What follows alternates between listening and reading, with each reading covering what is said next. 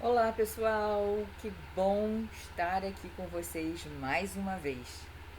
E para quê?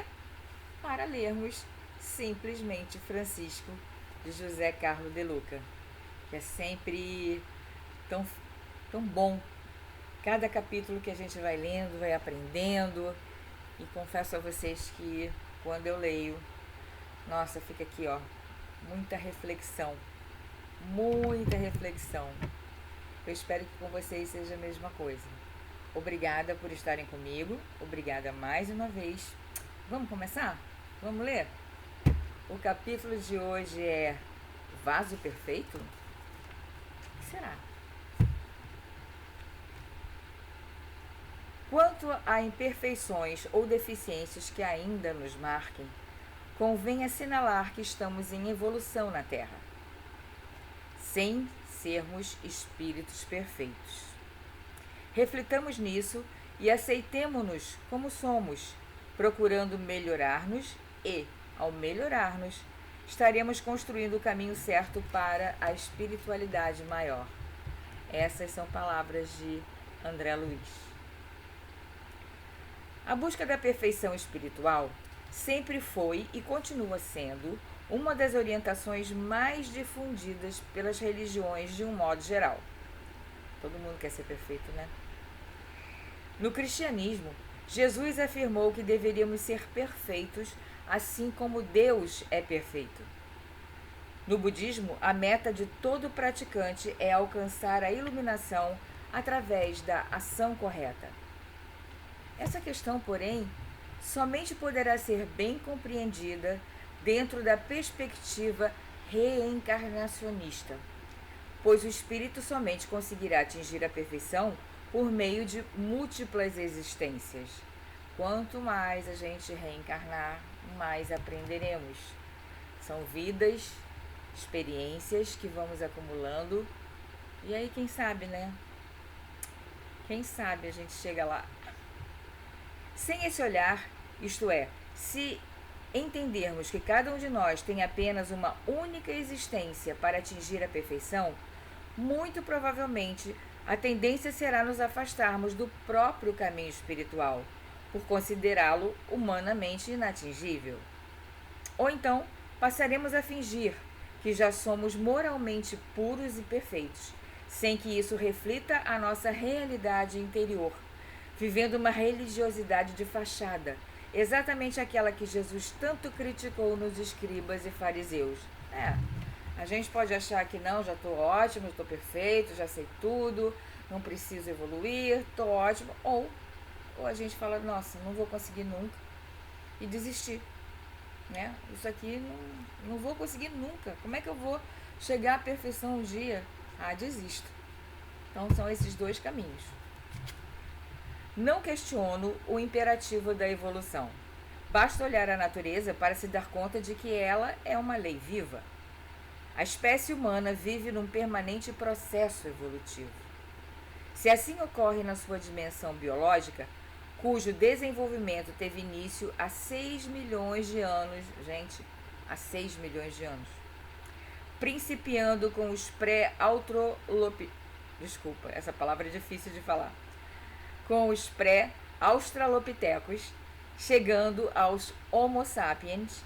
Com mais razão, a lei da evolução também engloba as realidades do espírito imortal. 6 milhões de anos, gente, que a gente vai evoluindo, que a gente vem evoluindo, evoluindo. Não é de um dia para a noite. Não é mesmo. Segundo o Espiritismo, todos os espíritos são criados simples e ignorantes. Iniciam a escala evolutiva na classe dos espíritos imperfeitos e, por esforços, alcançam a categoria dos espíritos bons, até um dia atingirem a condição máxima de espíritos puros, espíritos perfeitos. Demora, hein, gente? Demora. Espíritos puros e perfeitos. Vou falar por mim. Tô longe, mas insisto. Da ignorância à perfeição, levamos milhões de anos, centenas de encarnações. Ninguém vira anjo da noite pro dia, acabei de falar, né? Ninguém se desvencilha da carga de paixões e ignorância de uma hora para outra. A natureza não dá saltos. Daí a razão das vidas sucessivas, experiências que o espírito vai tendo para construir a sua evolução, cujo prêmio outro não é que não a felicidade. A felicidade existe, tem que batalhar para chegar nela. E é uma coisa que tem que ficar muito claro. A felicidade são momentos, são instantes, e a gente tem que reconhecer quando ela vem. A imensa maioria dos espíritos que se encontram na Terra, incluindo a mim, isso é o José Carlos de Luca falando, tá, gente? Ainda é formada por almas imperfeitas, predomínio do ego. Me incluo aqui, né? Imperfeito. Estamos muito distantes da condição de espíritos perfeitos, muito, muito longe. Então, como entender de forma racional a busca pela perfeição? Compreendendo que ela é um processo longo, é uma estrada contínua, um horizonte muito distante, que aponta para onde deveremos seguir e que baliza o sentido da nossa caminhada.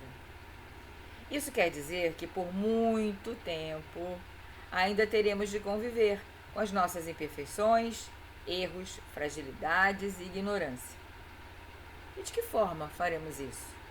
Geralmente, aqueles que se lançam no caminho religioso buscam ardentemente a perfeição imediata. Interessante, né?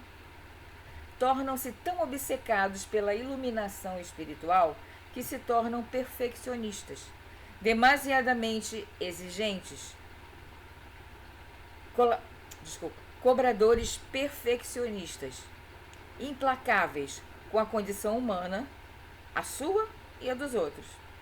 Normalmente a religiosidade, né? Padres, pastores, enfim. Quem está segue esse caminho quer ser perfeito e é muito exigente. Tudo isso não me parece um caminho psicologicamente saudável, porque cria um antagonismo interno, uma falta de aceitação daquela porção nossa ainda não desenvolvida e que requer tempo, longo tempo, para ser amadurecida. Desse modo, se estabelece uma guerra interior que não tem mais fim, uma insatisfação crônica, incurável, incompatível com o mínimo de alegria necessária para se viver relativamente bem. Você se torna tão exigente, perde a alegria. Você fica, aquele semblante fechado e cobrando. Não é saudável. E como essa perfeição está muito distante de nós, de duas uma. Ou desistimos da jornada, desanimados com o inatingível, ou passamos a fingir virtudes que não temos. Foi o que ele falou anteriormente. Ou a gente desiste. Nossa, isso aqui é muito difícil. Como eu vou ser perfeito? Não dá, não tem como, vou desistir. Ou a gente finge virtudes. Já viram alguém fingir virtudes? Eu já. Não é legal, não.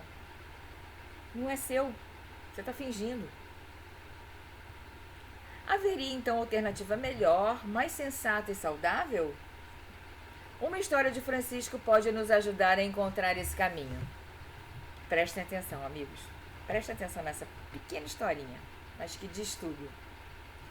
São Francisco trabalhava em uma olaria atrás da capela do convento de Santa Maria, construindo um vaso que se aproximava à perfeição. Trabalhando por muitas horas, fazendo e desfazendo, alguns momentos se irritava por não alcançar o que ele queria. Chegada a hora da oração, a inquietude tomou conta dele porque não conseguia rezar diante do Santíssimo. O pobre homem de Deus também não estava conseguindo se concentrar nas coisas mais simples e cotidianas da vida. Então, tomou uma decisão. Foi à olaria e quebrou o vaso, retornando à sua tranquilidade. Vou ler mais um pouquinho para a gente comentar. O inatingível desejo de construir um vaso perfeito tirou a paz de Francisco. Nem rezar ele conseguia mais. Somente quando quebrou o vaso, aqui, simbolicamente entendido como desejo de perfeição, é que ele recuperou a paz. Ele não conseguia fazer o vaso, ele queria o vaso perfeito, não conseguia, fazia, desfazia, fazia, desfazia.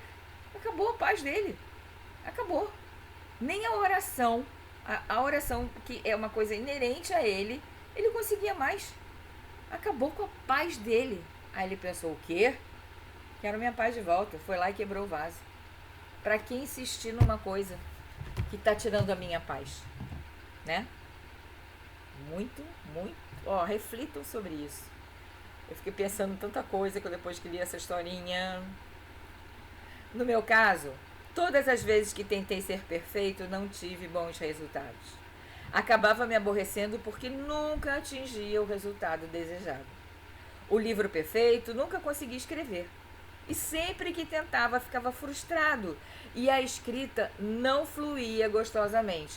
Travava. Ele não conseguia, o nosso amigo aqui, José Carlos de Luca. O livro perfeito, ele queria a perfeição no livro, não conseguia escrever. Acabou também com a paz dele. Havia um nível de exigência meu humanamente inalcançável.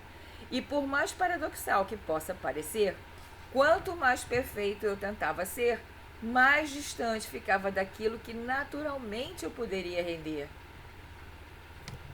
Ele tinha tudo para fazer o livro dele, tinha tudo, mas ele queria tanta perfeição que não rendia. E ele podia fazer. E ele podia, tinha ferramentas para isso.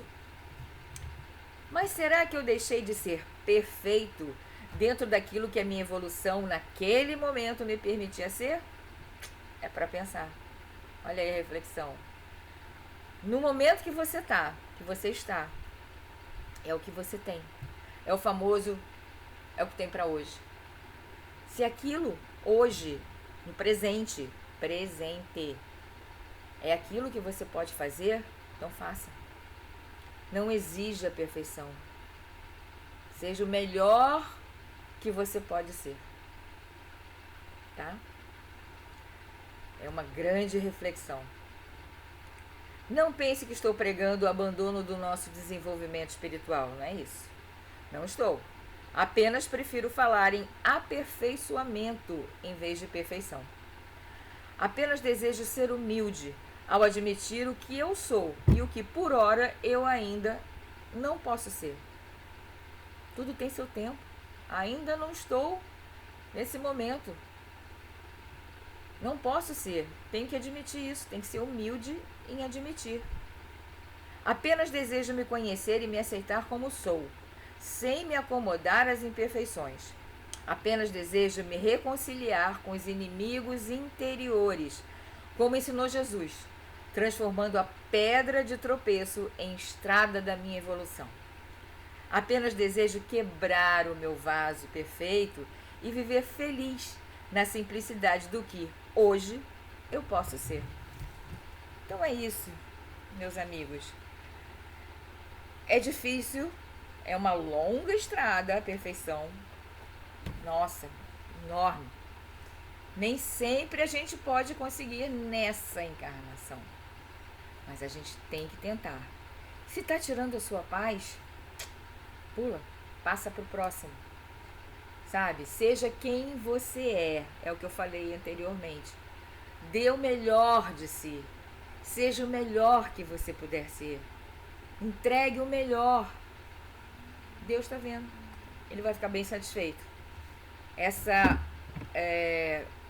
como ele falou assim, uma perfeição humanamente possível, sabe? Não é? Acaba com a gente. É aquela coisa de você querer, eu tenho que fazer, eu tenho que ser, e aí você não consegue. Não, como ele falou, não rende, ele não rendia. O livro ele não conseguia escrever, sendo que ele poderia escrever maravilhosos livros. Então vamos pensar sobre isso. Vamos quebrar o vaso perfeito e vamos ficar com aquilo que a gente tem e aquilo que a gente pode ser hoje, no presente. Tá bom? Foi ótimo estar com vocês. Que bom que vocês estão aqui. E vamos conversar mais ainda. Ainda tem alguns capítulos para a gente ler e para conhecer mais o nosso querido Francisco. Um beijão para vocês e até o próximo capítulo. Se cuidem, tá?